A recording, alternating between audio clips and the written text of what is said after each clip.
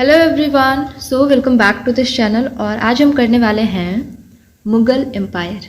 ठीक है, हमारा सबक ख़त्म हो गया है, दिल्ली सल्तनत ख़त्म और भी जो भी चीज़ें थी, विजयनगर एम्पायर, सब कुछ ख़त्म। फिर कल हमने सूफ़ी और भक्ति एंड सूफ़ी मूवमेंट हमने करा था, सब ख़त्म। और लास्ट टॉपिक बचा है मेडिवल हिस्ट्री का, दैट इज़ मुग़ल एम्पायर। इसके बारे में तो आपने सब ने पढ़ रखा होगा, मतलब बचपन से मतलब वही 5, 6, 7 ऐसा वाला थोड़ा सा स्टार्ट हो ही जाता है। बाबर, हुमायूं, अकबर, सबका नाम सुना होगा आपने, तो थोड़ा ये आपको हार्ड नहीं लगेगा। बस कुछ कुछ चीज़ें बस जाननी है एग्ज़ाम के हिसाब से, सेम ही है बाकी। तो आज हम सिर्फ 2 रूलर के बारे में बात करेंगे, एक बाबर और उसका बेटा हुमायूं। बस ये दोनों के बारे में बात करेंगे। अगला वीडियो रहेगा अकबर। ठीक है, तो चलते हैं बाबर।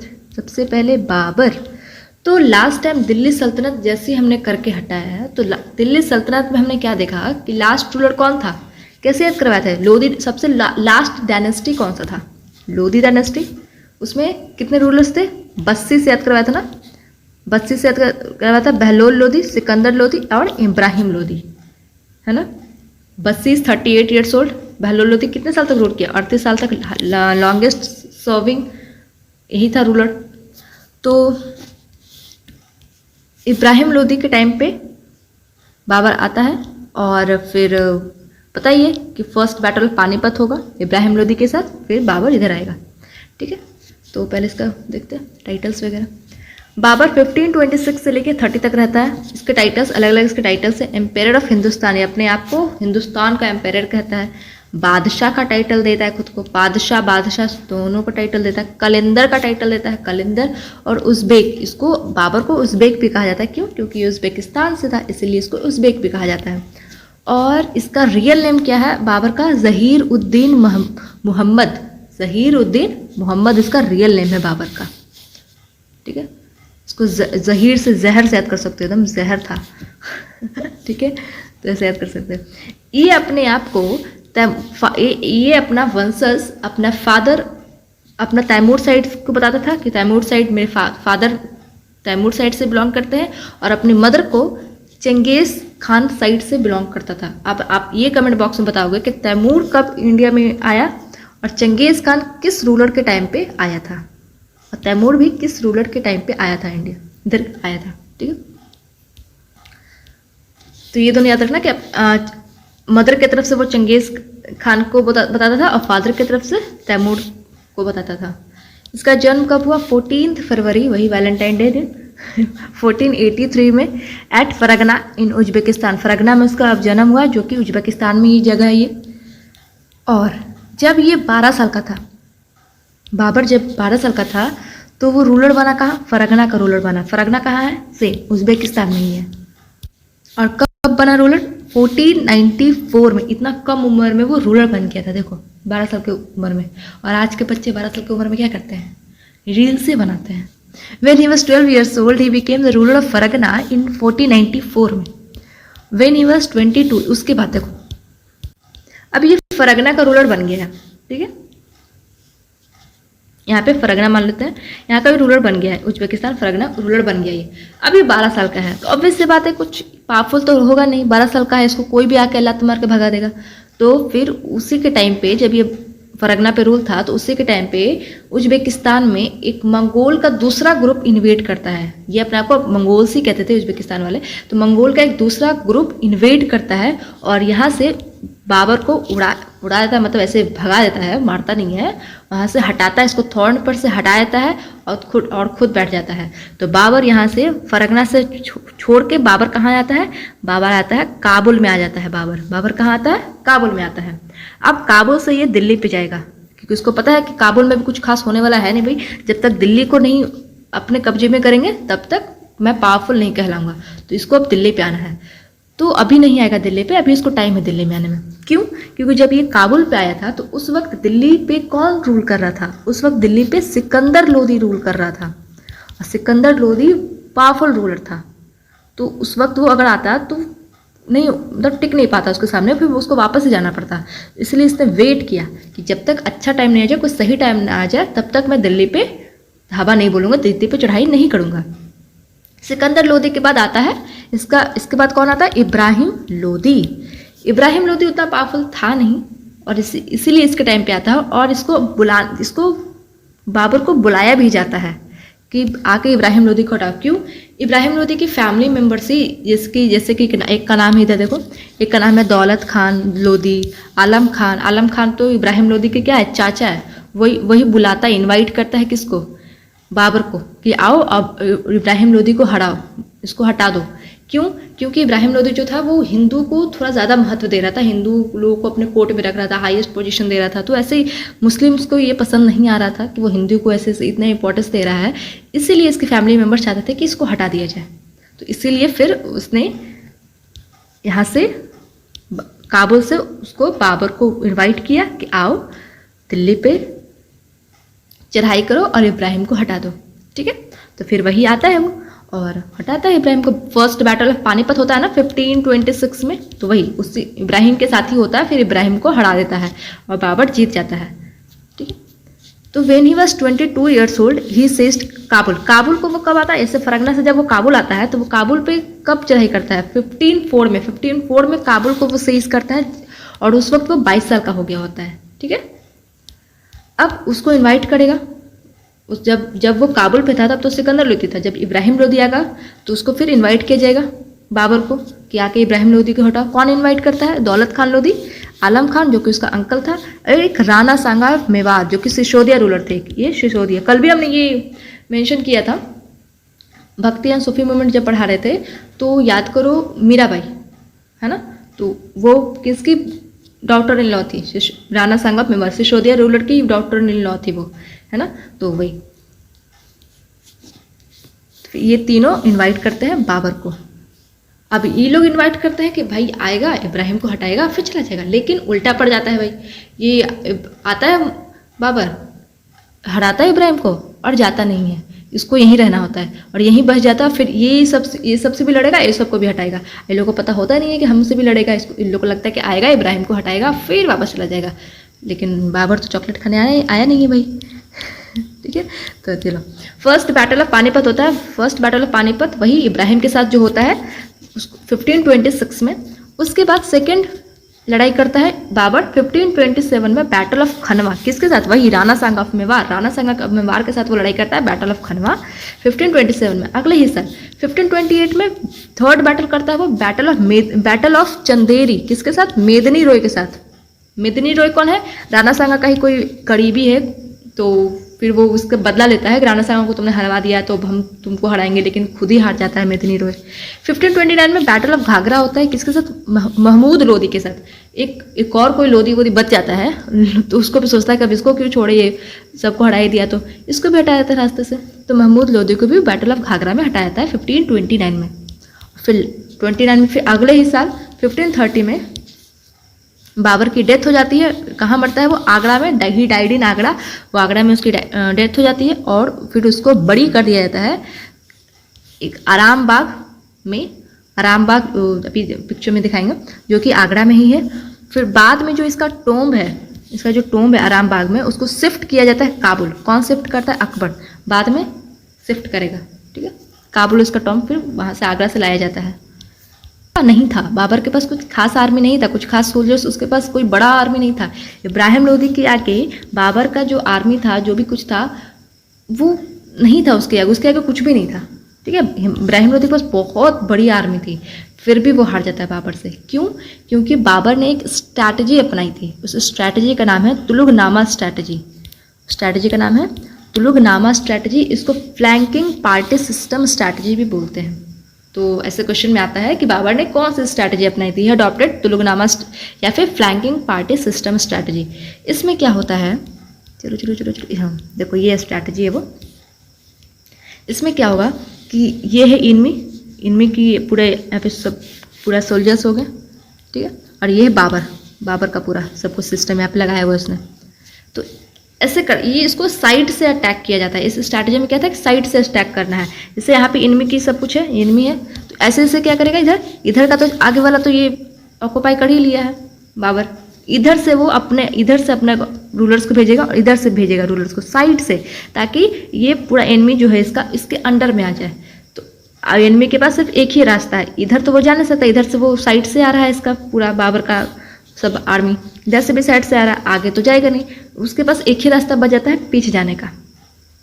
जो भी एनिमी होता है उसके पास एक ही रास्ता बन जाता है पीछे जाने का, लेकिन पीछे भी वो नहीं जा पाता उतना, क्योंकि इस वक्त बाबर ने एक चीज़ और इंट्रोड्यूस किया था, गन पाउडर भी इंट्रोड्यूस किया था। ठीक है, वैसे मतलब ऐसा है कि गन पाउडर इंट्रोड्यूस किया था बाबर ने, लेकिन अगर देखो कि विजयनगर एम्पायर पे टाइम पे भी वहाँ पे भी ट्रेडिंग होती थी सब चीज़ों की, लेकिन अगर मेनली अगर किसी ने स्टार्ट किया है गन पाउडर का यूज़ करना तो वो बाबर था। तो ड्रम्स वगैरह इससे बजाया जाएगा, ड्रम्स वगैरह मूवीज़ में देखते हो ड्रम्स वगैरह से बजाया जाता है, तो इन लोग के पास बहुत बड़ी बड़ी ऐसा हाथी थी। ठीक है, तो ड्रम्स का तो उन लोग को आदत था, उन लोग को ड्रम्स के लिए ट्रेंड थे, ड्रम्स का आवाज़ से वो लोग को कुछ फर्क नहीं पड़ता था, लेकिन जो हाथी थी उसको गन पाउडर का जो साउंड था, जो बम वगैरह फटेगा उसका साउंड की ट्रेनिंग उनको नहीं मिली थी एलिफेंट्स को। तो जब इसने बाबर ने गन पाउडर ये सब का इस्तेमाल करना शुरू किया तो उसके जो साउंड से वो जो एलिफेंट ट्रेंड नहीं थे तो वो बौखला जाएंगे, इधर उधर हो जाएंगे। तो जो ट्रेनिंग उनको दी गई थी कि एनिमी को जाके कुचलने का, एलिफेंट को जो ट्रेनिंग दी गई थी कि एनिमी को जाके कुचलो, वही अब बौखला के अपने ही लोगों को वो कुचलने लगा। मतलब अपने ही जो उसके जो आर्मीज थी वो पीछे भागा, इधर उधर भागा और अपने ही लोगों को वो कुचलने लगा। ठीक है, वैसे इसी की वजह से वो पीछे भी नहीं जा पाया, पूरी जो टुकड़ी थी वो पीछे भी नहीं जा पाई और इधर उधर तो जा ही नहीं सकती थी। और फिर ऐसे से घेर लिया गया बाबर के द्वारा, फिर बीच में आ गया पूरा इसका एनिमी सोल्जर्स, पूरा जो टीम था सब कुछ, और फिर हार गया इब्राहिम लोदी। तो ऐसे था ये। ठीक है, तो he introduced cannons and gunpowder Babur ने। He also introduce Charbagh style architecture, Charbagh style architecture भी उसने इंट्रोड्यूस किया। चारबाग स्टाइल आर्किटेक्चर क्या होता है अभी दिखाती हूँ मैं। ये है, ये इसको मत लेना, ये तो ताजमहल है, ये स्टाइल को बस लो। ये स्टाइल होता है चार बाग, ऐसे रहेगा, ऐसे करके ऐसे, और यहाँ पे एक बाग, यहाँ पे एक बाग, यहाँ पे एक बाग, यहाँ पे एक बाग, तो इसको बोलते हैं चार बाग स्टाइल। तो इसको किसने इंट्रोड्यूस किया? बाबर ने। ठीक है, बस स्टाइल दिखाने के लिए मैंने ये पिक्चर लाया है। ओके, ठीक है, अब आते हैं लिटरेचर पे। हाँ एक सेकेंड, थोड़ा सा टेरिक देख लेते हैं। टेरिक, तो टेरिक के लिए ये है कि बाबर ने पहले पानी पिया, फिर खाना खाया, फिर चंदा मांगने गया। चंदा मांगने गया, फिर सोचा कि चलो चंदा वंदा मांग लिया, चलते हैं घर। अब घर पे गया वो कहाँ? आराम करने। घर गया वो आराम करने, आराम से कर रहा। घर गया वो टपक गया, और टपक का कहाँ? आराम करने गया। ठीक है, तो याद हो जाएगा सब डेट्स तो सीक्वेंस में ही है। ओके, थोड़ा सा और याद करने के लिए कि चंदेरी की लड़ाई, चंदा मांगने गया, तो मेदनी कैसे रिलेट करें? तो चंदा में क्या मांगा? राय मांगा कि भाई राय दे दो, चंदा में पैसा मत दो, तुम राय दे दो, ऐसा राय मांगा। ठीक है, और पानी पिया, खाना खाया। खाना किसके संग खाया? संग खाया, तो संग आ गया ना, राणा संग। खाना संग में खाया, किसी के साथ खाया, संग में खाया। ठीक है, चलो लिटरेचर। लिटरेचर इसकी तुजुक की बाबरी है, जो कि तुर्किश लैंग्वेज में लिखी गई है। तुर्किश लैंग्वेज में लिखी गई है। किसने लिखी है? बाबर ने खुद लिखी है।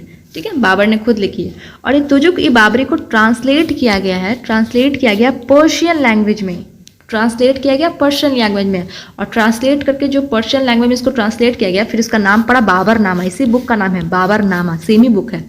और इसको ट्रांसलेट किसने किया था? अब्दुल रहीम खान खाना। अब्दुल रहीम खान खाना, वेरी इंपॉर्टेंट क्वेश्चन आते हैं इससे। और इसको इंग्लिश में इंट्रोड्यूस किसने किया? मैडम बेब्रिज ने। मैडम बेब्रिज से, इससे इंपॉर्टेंट, इससे नहीं आते क्वेश्चंस, लेकिन इससे आते हैं। मैडम बेब्रिज ने इसको इंग्लिश में ट्रांसलेट किया, तुजुक की बाबरी को। बाबर के बेटे के नाम देखते हैं, हुमायूं, जो कि अभी राजा बनेगा इसके बाद, कमरान, हिंदल और अस्किरी। हुमायूं, कमरान, हिंदल और अस्किरी। हाँ, बाबर ने क्या बोला था? एक बात इसने कही थी कि people of Hindustan have no good looks. इसने कहा था कि जो हिंदुस्तान के लोग हैं वो अच्छे नहीं दिखते, खुद तो ये ऋतिक रोशन दिखता था इसीलिए। People of Hindustan have no good looks. ठीक है, अब ये हो गया। हाँ, ये देखो, ये है आराम बाग, जहाँ पे उसने आराम किया था। ये है आराम बाग, जहाँ पे बाबर का टोम्ब है। अभी इसको शिफ्ट कर दिया गया, कहाँ? काबुल में। किसने शिफ्ट किया? अकबर ने। आराम बाग। अब प्रेजेंट में योगी जी ने इसमें से ए हटा के इसको अभी राम बाग बना दिया है। तो अभी ये क्या है? अभी प्रेजेंट में राम बाग बना हुआ है। कहाँ है ये? आगरा में। ये काबुली बाग मॉस्क इन पानीपत। किसने बनवाया? बाबर ने। काबुली बाग काबुली बाग मॉस्क है किधर? पानीपत में। किसने बनवाया? बाबर ने।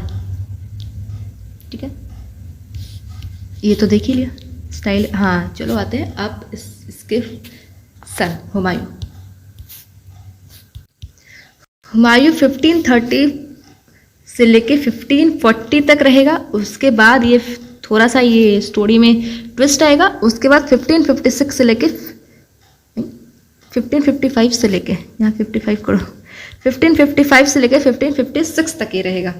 ठीक, उसके बाद ये टपक जाएगा। ओके, तो दोनों डेट याद रखना है। बीच में ट्विस्ट आएगा, ट्विस्ट पढ़ा ही हो गया आपने। चलो, हुमायूं का टाइटल क्या है? इंसान ए कामिल। इंसान ए कामिल, एकदम परफेक्ट मैन। इसका मतलब क्या था? Perfect man. इसकी मदर का नाम है महम बेगम। महम बेगम। इसका कोरोनेशन कहाँ हुआ था? आगरा में हुआ था 1530 में ही। जब जैसे ही बाबर टपका, हुमायूं का कोरोनेशन हुआ था 1530 में ही। और कौन है Humayun? Son of Babur. His successor was challenged by Kamran Hindal Askari. देखो, अब भाई इसके 3 भाई हैं हुमायूं के, तो बोल तीनों भाई तो इतना अच्छा तो है नहीं, कहेगा कि जाओ भैया तुम बैठ जाओ। सबसे एल्डर वाला यही था, हुमायूं था। तो ये तो तीनों ऐसे कहेगा ना कि जाओ भैया तुम बैठो, हम तुम्हारे लिए कुर्बानी दे रहे हैं। ऐसा तो कुछ नहीं है। अब ये तीनों भी लड़ेंगे ना थ्रोन के लिए। तो हुमायूं पहले अपने हिज सक्सेशंस व चैलेंज्ड बाय, उसको चैलेंज किया गया इसके द्वारा। कौन कौन इसके रिवॉल्ट किया? ये तीनों इसके भाई रिवॉल्ट करेंगे थ्रोन के लिए। साथ ही साथ हुमायूं को अफगान्स के साथ भी लड़ना पड़ता है। अफगान्स के साथ भी लड़ना पड़ता है, जो हम अभी बताएंगे कि कैसे लड़ना पड़ता है। कौन है वो अफगान? ठीक है, तो देखो, पहले तो कमरान रिवॉल्ट करता है थ्रोन के लिए। तो हुमायूं और प्लस हिंडल मिलके इसके रिवॉल्ट को ऐसा रोकने की कोशिश करते हैं जिसमें हिंडल की डेथ हो जाती है। हिंडल टपक जाता है, फिर कमरान भी बाद में टपक ही जाता है। फिर बचा सिर्फ हुमायूं और अस्करी। तो हुमायूं अस्करी को क्या करता है? जेल में बंद कर देता है। ठीक है, जेल में बंद कर देता है। बाद में करता है, अभी नहीं, बाद में करेगा जेल में बंद। तो चलते देखो, अफगान से थोड़ा देखते हैं। ही fought 2 battles against Sher Shah. Sher Shah कौन है? अफगान सी है। थोड़ा सा मैप से कर देते हैं, फिर यहाँ पे फिर से इसको रीड कर देंगे। ये खाली जगह खाली जगह खाली जगह खाली जगह। यह है प्यारा भारत इंडिया। ठीक है, तो और यहाँ पे बिहार में, यहाँ पे बिहार वाले एरिया में कौन था? एक अफगान यहाँ पे बैठा हुआ था जिसका नाम था शेर शाह सूरी। शेर शाह सूरी इसका नाम था। ठीक है, और इसने भी बाबर को हेल्प किया था। शेर शाह सूरी ने भी बाबर को हेल्प किया था। कौन से बैटल में? Battle of Chanderi. Battle of Chanderi कौन लड़ रहा था? मेदिनी रॉय। कौन लड़ रहा था? मेदिनी रॉय। तो बाबर को हेल्प करता है शेर शाह सूरी। ठीक है, तो जब ये हेल्प करता है उसके बाद ये अपने आप को ऐसा ग्रो करता है, अपने आप को पावरफुल बनाता है। फिर छोटा सा जो इसका एरिया था, फिर अपने आप को ऐसे पावरफुल, अपने आप को ग्रो कर रहा था, अपने पावर्स को ग्रो कर रहा था, कंसोलिडेट कर रहा था। ठीक है, शेर शाह सूरी। और फिर इधर से फिर हुमायूं है। अब सोचेगा कि भाई इसको अब तो इसको शांत करना पड़ेगा। शेर शाह सूरी को ज़्यादा ही ऐसे अपने पावर्स को ग्रो कर रहा है, अपने आप को बढ़ा रहा है, तो अब इसको शांत करना पड़ेगा। तो ये सोचता है इधर जाने का, इसको जाके शांत करने का। शेर शाह सूरी को हुमायूं इधर सोचता है। तो जब ये इधर जाता है शेर शाह सूरी को ऐसा दबाने के लिए, तो उसी वक्त गुजरात में एक रूलर होता है जो दिल्ली पे चढ़ाई करने चला जाता है। दिल्ली पे चढ़ाई करने चला जाता है। तो ऑब्वियस सी बात है कि हुमायूं पहले अपने दिल्ली को बचाएगा। तो शेर शाह सूरी के साथ एक एग्रीमेंट करेगा और फिर सोचेगा कि चलो अभी जाके पहले गुजरात वाले रूलर को पहले शांत करो, उसके बाद इधर आएंगे। तो फिर ये वापस आता है, इधर चढ़ाई नहीं करता है शेर शाह सूरी के एरिया पर। फिर ये वापस आता है हुमायूं इधर गुजरात में। गुजरात में रूलर का नाम इंपॉर्टेंट है नहीं, फिर भी रूलर बहादुर शाह नाम होता है, बहादुर शाह उसका होता है, लेकिन फिर भी इंपॉर्टेंट है नहीं, बस इतना याद रहो। गुजरात के रूलर को फिर इधर आके हरा देता है, वो गुजरात के रूलर को हरा देता है हुमायूं। फिर यहाँ पे अपने भाई अस्करी को बैठा देता है। ठीक है, अस्करी को, अपने भाई अस्करी को बैठा देता है। ओके, उसके बाद में इसको हटा भी देता है। क्यों? क्योंकि ये अस्करी ऐसे कुछ पावरफुल रूलर होता नहीं है, तो फिर बाद में इसको हटा भी देता है। ठीक है, अब ये इधर हो गया, इधर खत्म कर दिया कहानी। अब ये जाता है शेर शाह सूरी के पास, शेर शाह सूरी को हटाने रास्ते से।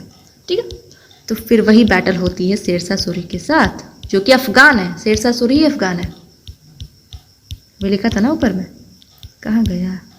अलॉन्ग विथ अफगान, तो वही है शेर शाह सूरी अफगान है। वो शेर शाह सूरी के साथ 2 बैटल ये फाउट करता है। पहला बैटल 1539 में, सेकेंड बैटल 1540 में। फिर वही 1539 में बैटल ऑफ चौसा होता है। चौसा किधर है? बिहार में एक जगह है बक्सर, वहीं पे है चौसा। तो बैटल ऑफ चौसा होता है किसके साथ? वही शेर शाह सूरी के साथ 1539 में, हुमायूं और शेर शाह सूरी के साथ, ठीक है, जिसमें हुमायूं हार जाता है। हुमायूं हार जाता है, हुमायूं हारेगा, हुमायूं भागेगा। हुमायूं हार गया, अब हुमायूं यहाँ से भागेगा। किधर भागेगा भाई? भागेगा इधर कन्नौज की तरफ। ऐसा भाग रहा है, ऐसा भाग रहा है वो। अब वो भाग रहा है तो अब शेर शाह सूरी सोचेगा कि अब चलो बढ़िया मौका है, अभी भाग रहा है, इसको पूरा हराओ, इसको ख़त्म करो। तो 1540 में ऐसा शेर शाह सूरी इसका पीछा करते रहता है। 1540 में फिर दूसरा बैटल लड़ता है, बैटल ऑफ कन्नौज। उसको बोलते हैं बैटल ऑफ बिलग्राम भी और बैटल ऑफ गैंग्स भी बोलते हैं। अब आप ये बताओ कि ये कन्नौज की लड़ाई बहुत पहले से चली आ रही है, एंशियंट हिस्ट्री से। 3 डायनेस्टी ने इसके लिए ऐसा लड़ाई किया था, तीनों डायनेस्टी ने मिलकर।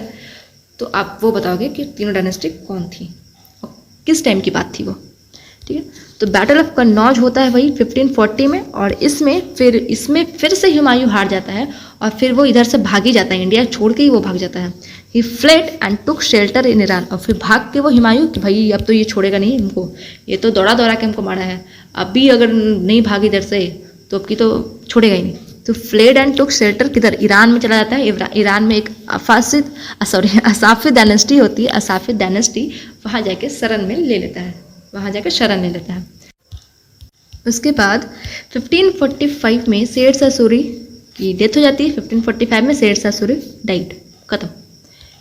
उसके बाद इसका बेटा आएगा, ओके, उसके बाद इसका बेटा आएगा जिसका नाम क्या है? सिकंदर शाह सूरी, ठीक है।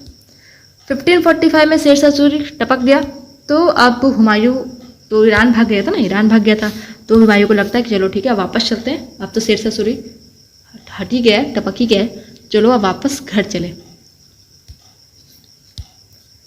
तो फिर वापस वो घर आता है फिर तो सिकंदर शाह सूरी जो कि इसका बेटा है उसको हटाएगा ना रास्ते से, अभी वो बैठा हुआ है। तो 1555 में बैटल ऑफ सरहिंद होता है, किसके साथ? सिकंदर शाह सूरी के साथ, और इसमें हुमायूं जीत जाता है। इस बार हुमायूं आखिर मेहनत रंग लाई, Sikandar Shah Suri was defeated, okay. उसके बाद खत्म सूरी। इसको याद करने का थोड़ा बता सकते हैं। कन्नौज स्टार्टिंग से ही कन्नौज को सब रूल करना चाह रहे थे, एंशियंट हिस्ट्री से हम देख रहे हैं, सब अपना चाल चल रहे थे कि कैसे कैसे करके कन्नौज पे अपना रूल जमाया जाए। तो क्या चल रहे थे?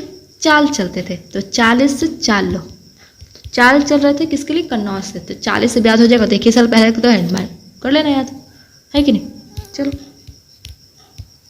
अब 1555 में ये मेहनत तो इसके रंग ले आई, ये तो हरा दिया इसको, सिकंदर शाह सूरी को, खुद आ गया थ्रोन पे, लेकिन इसकी कुछ ज़्यादा दिन तक खुशी रही नहीं। 1556 में इसकी डेथ हो गई। हुमायूं डाइड, हुमायूं टपक जाता है, कैसे? From the stairs of library के स्टेयर्स पर से ऐसा गिर जाता है, स्टेडी पर ऐसे चढ़ते गिर जाता है, टपक। उसके बाद ये खत्म, हुमायूं वहीं पे उसकी डेथ हो जाती है। और वो स्टेयर्स ऑफ लाइब्रेरी, उस लाइब्रेरी का नाम क्या होता है? सर ए मंडल, जो कि किधर है? दिल्ली में है, सर ए मंडल, ठीक है। ऐसा स्टोरी में भी है, मूवीज में भी दिखाया गया कि ऐसा कुछ ये कॉन्स्पिरेसी था कि कुछ गिराया ही गया था इसको। तो देखते हैं कितना सच है। चलो लिटरेचर्स देखते हैं। लिटरेचर हुमायूं नामा, जो कि बायोग्राफी है, ऑटोबायोग्राफी नहीं है, ये बायोग्राफी है। किसका? हुमायूं का। नाम से पता चल रहा है किसने लिखा है इस हुमायूं नामा को? उसकी बहन गुलबदन बेगम ने हुमायूं नामा लिखा, इंपॉर्टेंट है।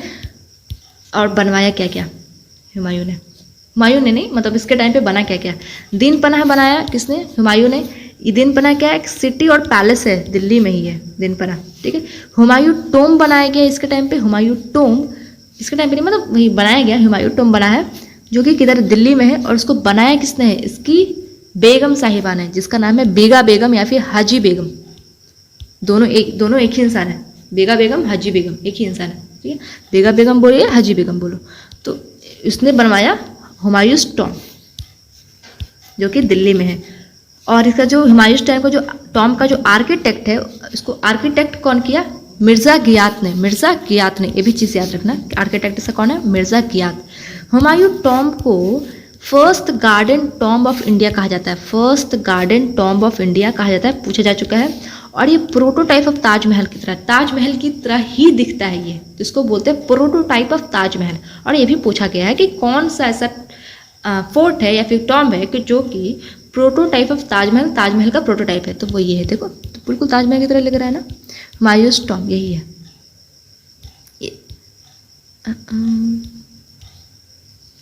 बढ़िया लग रहा है देखने में।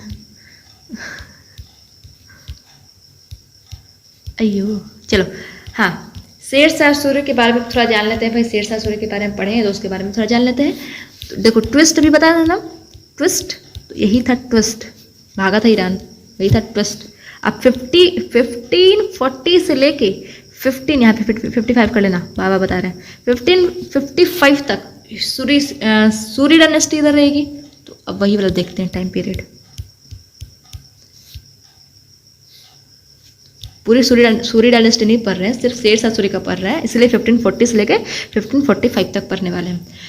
शेरशाह सूरी को फरीद खान इसका रियल नेम है, फरीद खान, शेरशाह सूरी का फरीद खान रियल नेम है। और शेरशाह तो इसने टाइटल लिया था, ठीक है। हजरत ए आला, इसको हजरत ए आला भी कहा जाता है शेरशाह सूरी को। ये सन किसका बेटा है? सन ऑफ हसन खान सूरी, हसन खान सूरी का बेटा है, जो कि जागीरदार है। सासाराम में एक जागीरदार था, इसका जो फादर थे जागीरदार था। अभी जागीरदार से बन जाता है बहुत महान रूलर, मतलब किसी के नस में होता है कि बड़ा होकर इतना बड़ा बनेगा, तो वही था शेरशाह सूरी। मतलब जागीरदार था इसके फादर, और इतना इसके फादर जागीरदार होते हुए भी शेरशाह सूरी इतना बड़ा रूलर बन जाता है वो। तो वही अपने आप को बहुत ग्रो करता है, मेहनत करता है। चलो 1539 पढ़ लिया, बैटल ऑफ चौसा होता है। 1540 पढ़ लिया, बैटल ऑफ कन्नौज होता है। और भी ये बैटल्स लड़ता है शेरशाह सूरी, जैसे कि ही ऑल्सो कॉन्क्वर्ड मालवा 1542 में, रणथंबोर 1542 में, रायसेन 1543 में, राजपूताना एनेक्सेशन ऑफ मेवाड़ 1552 में, चित्तौड़ 1544 में एंड कलिंजर 1545 में। ऐसे मतलब बिहार में तो था ही इधर वाले एरिया में, फिर ऐसे से मालवा वाला सब ऐसे लड़ेगा, मालवा ये सब वाला जगह को लड़ेगा। फिर जब ये कलिंजर पे जब ये चढ़ाई करने जाता है 1545 में, तब इसकी डेथ हो जाती है। 1545 में डाइड इन कलिंजर किला में इसकी डेथ हो जाती है, और यही है कलिंजर किला। ठीक, अभी हम इसको थोड़ा सा जानते हैं कि क्या होता है इसमें।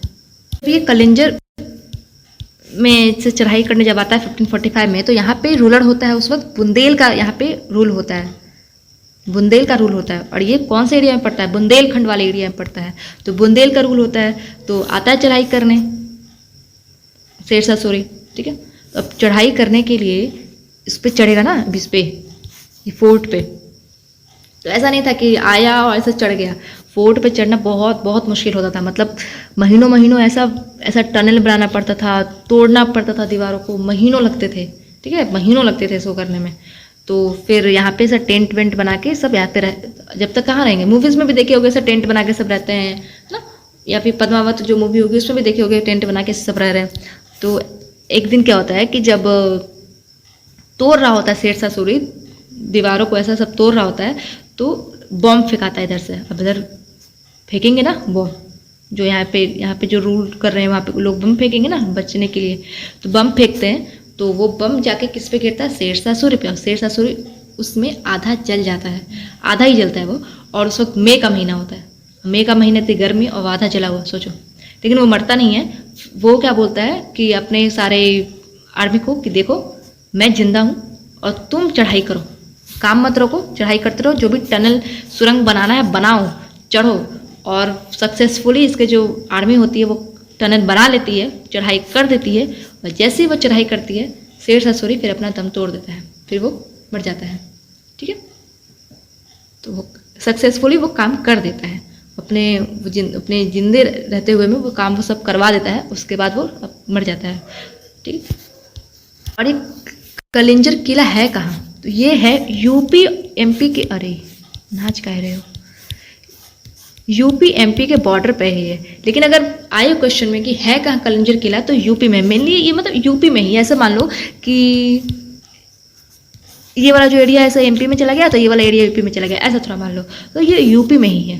ठीक है, जैसे क्वेश्चन में आया हुआ भी है कि कलिंजर किला किधर है, तो यूपी में है। ओके, और यहाँ पे आप देख रहे होगे कि यहाँ पे ऐसा पानी की तरह कुछ दिख रहा है ना, पानी की तरह ऐसा ऐसा वेट वेट ऐसा लग रहा है। तो पता ही नहीं, आज तक इसको पता नहीं कर पाए साइंटिस्ट लोग कि ये क्यों ऐसा, इसमें पानी कहाँ से आ रहा है। और ऐसा कोई कहावत नहीं है, कोई मिथ नहीं है कि ऐसा कुछ हो जाता है, या फिर कोई अंदर से कुछ लगा हुआ है नल, या फिर कोई रात में आके पानी गिरा देता है। ठीक है, ऐसा रियल में है, ऐसा ही रहता है ये गीला।